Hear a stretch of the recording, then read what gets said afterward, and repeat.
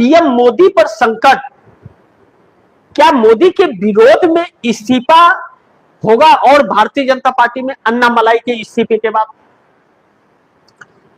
अब इसमें देखिए धर्मेंद्र प्रधान की बात चल रही है। अब जो आज खबर जितनी निकली है धर्मेंद्र प्रधान को लेकर के, खबर यह निकल रही है कि धर्मेंद्र प्रधान शिक्षा मंत्री का इस्तीफा लेकर के इनको उड़ीसा का सीएम बना दिया जाए।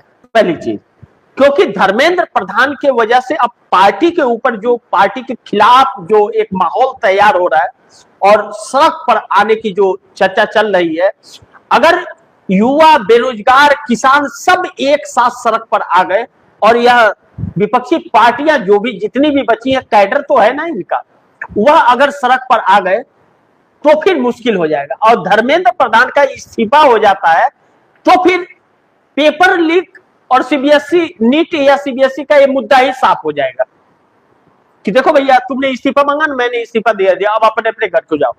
अब अगले बार पेपर लीक होगा, उसका इंतजार करो कैसे लीक होगा, उसके लिए अलग रास्ते तलाश लेगी। पार्टियों को तोड़ने के लिए अलग रास्ता अपनाती है ना सरकार, अलग अलग रास्ते से तोड़ रही है। चुनाव आयोग का अलग अलग तरीके से लोगों, विपक्षियों को खत्म कर रही है, वैसे ही उसके लिए। लेकिन लीक जरूर होगा, किसी और नायाब तरीके से हो, क्योंकि शिक्षा संस्थानों पर पूरी तरह से आरएसएस का कब्जा है और पेपर लीक को कमाई का जरिया सरकार ने बना लिया है। तो इससे बच जाएंगे युवा, इस बात को बिल्कुल गलतफहमी में न रहे कि बचेंगे, बिल्कुल नहीं बचने वाले हैं। या जब तक इस देश का एक एक कंकर नहीं यह सरकार बेच देगी तब तक छोड़ने वाली नहीं है। पूरे संस्थान पर कब्जा हो गया है और यह सब कुछ दलाल मीडिया की वजह से हुआ है और कुछ अंधभक्तों की वजह से, जिनकी अंधभक्ति अभी भी टूटी नहीं है। जब तक वह भीख नहीं मांगेंगे तब तक अंधभक्ति टूटेगी नहीं, तब तक यह सत्ता रहेगी। अंग्रेजों का फंडा था कि फूट डालो राजनीति करो, यह चीज। अब कैबिनेट विस्तार के जरिए एक बहाने से नितिन गडकरी, राजनाथ सिंह को भी निपटाने की एक बड़ी तैयारी चल रही है। इसीलिए नितिन गडकरी ने बयान दिया अन्नामलाई के इस्तीफे के बाद कि घर की मुर्गी दाल बराबर है। अब ऐसे में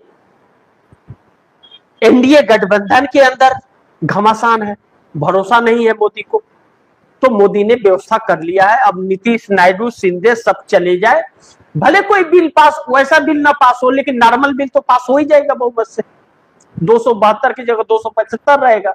और ममता बनर्जी से जो अलग हुए उनका हिम्मत है नहीं कि इनके खिलाफ चले जाएंगे। और डीएमके के ऊपर शिकंजा कसने की कोशिश की जा रही है, इसीलिए डीएमके ने अभी तक इंडिया गठबंधन की बैठक में आने के लिए हाँ नहीं कहा है। यानी कि भाजपा के साथ भी उसकी साठगांठ चल रही है।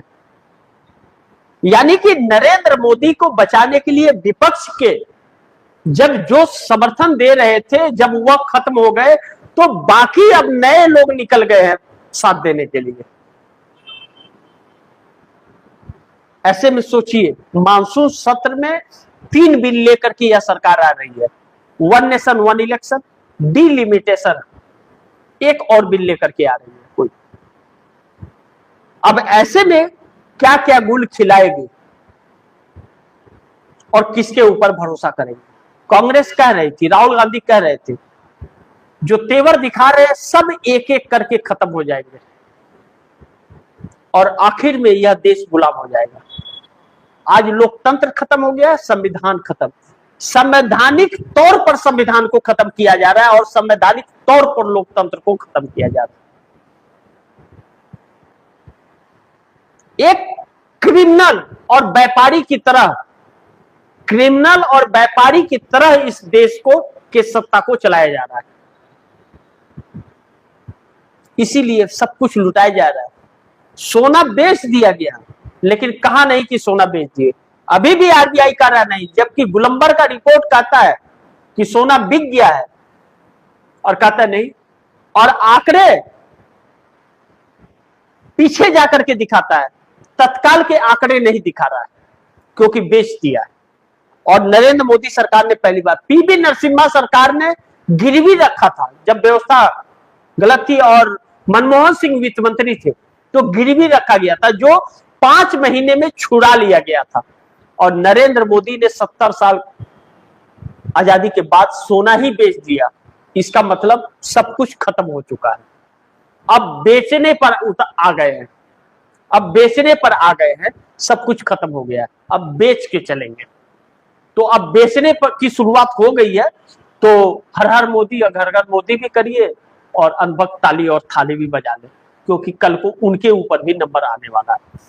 बाकी आप दर्शक क्या सोचते हैं, आप दर्शकों की क्या राय है, क्या सुझाव है, कमेंट बॉक्स में जरूर दीजिएगा। इस खबर को ज्यादा से ज्यादा शेयर कीजिए, अपने दोस्तों को भी कहिए आगे शेयर करें, और आपने टीवी इंडिया न्यूज़ 24 को सब्सक्राइब नहीं किया, सब्सक्राइब कर लीजिए, अपने दोस्तों को भी कहिएगा सब्सक्राइब करें। मिलते हैं अगली खबर के साथ, तब तक के लिए नमस्कार।